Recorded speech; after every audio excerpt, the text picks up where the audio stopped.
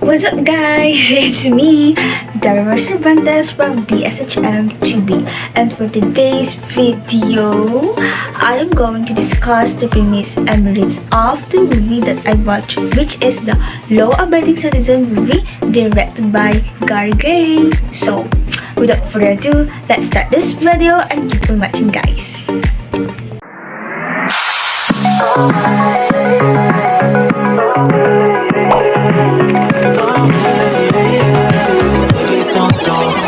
Just like me, it's a good thing.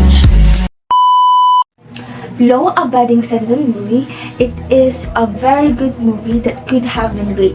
It is a kind of movie that definitely worth seeing. When I watched the Law Abiding Citizen movie, I've seen a lot of good and bad scenes. Like me as a viewer, it's hard for me or I can't recognize if Clyde Shelton is a good or bad character in the movie. Because in the beginning of the movie, Clyde Shelton is a victim. But in the last part, he became a killer. But when you're watching the whole movie, there you will understand why Clyde Shelton became a killer in the last part of the movie. In my opinion, the good scene or the good point of the movie Law Abiding Citizen is when Clyde Shelton got the justice he had long awaited from the brutal murder of his wife and his daughter. But in the wrong way. We can't blame him because in the first place, he is the victim.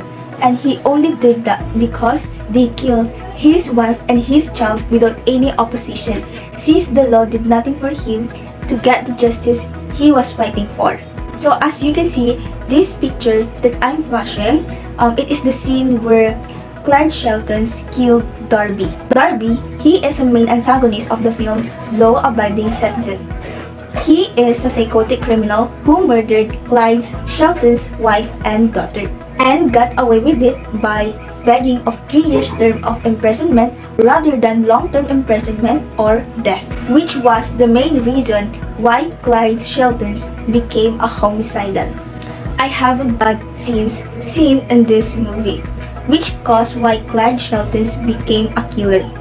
The bad point or the negative scene that I watched in this movie is when Nick Rice, the prosecutor, conspired with Darby for fearing breaking or lowering his high conviction rate.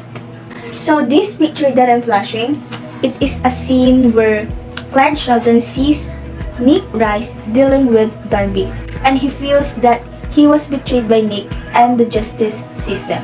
And because of that, Clyde retailed himself who made the way to obtain the justice he sought. We all know that it is not good or it is not right to kill someone even if they are the reason why your loved ones was died. Because in the first place, we have a law. But in this movie, their justice is not equal for all. So we can't blame him if he killed Darby. But it is not right to kill those people who are not involved in that incident. For where else and where for more laws? If only the criminal could be free, right? If only Nick had continued to help Clyde to be impression for life to those who killed his family. I wish there was no killing and no sympathy. But that's not what happened. Their justice is not equal for all. Many things went wrong in the film Law Abiding Citizen when Clyde Shelton tried to take justice into his own hands. He grabbed the short end of the stick when a cruel man brutally murdered his family with no guilt. He subsequently began to exact revenge on those involved in his wife and daughter's case, many of whom did not deserve it because they were not directly involved in the incident. Another disadvantage of Clyde Shelton taking justice into his own hands was that it resulted in his death. The things that I've learned from this movie is don't make a deal with murderers. Let us be fair and equal to all. That is why there are lawyers to defend those oppressed people and not to leave them and conspire with those who oppress them. I rate this movie 10 out of 10 because you will learn a lot here. It is highly recommended for all the viewers except minor age because it contains several scenes of extremely bloody violence. It is very worth seeing. So, that's all for today's video guys. I hope that you like this video and I hope that you enjoy and you have learned a lot from this video. See you on my next video guys. Thank you for watching.